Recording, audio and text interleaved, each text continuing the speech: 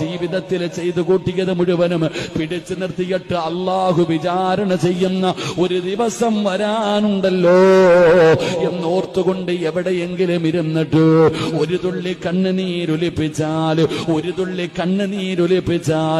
എന്റെ പ്രിയപ്പെട്ടവരെ ആ കണ്ണിൽ നിന്ന് വീഴുന്ന കണ്ണുനീരുണ്ടല്ലോ അത് നിനക്ക് പ്രയോജനമുണ്ട്, അത് നിനക്ക് ഉപകാരമുണ്ട്.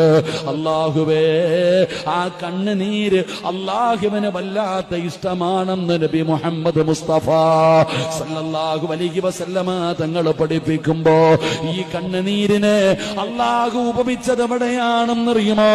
എടോ, ഒരു മനുഷ്യൻ ദുആ ചെയ്യുമ്പോ അള്ളാഹുവിന്റെ അദാബുകളെ കുറിച്ച് ഓർത്തിട്ട് ഒരു തുള്ളി കണ്ണുനീരൊലിച്ചാൽ ആ കണ്ണുനീരിനെ എവിടേക്കാണ് നബി തങ്ങൾ ഉപമിച്ചതെന്നറിയുമോ?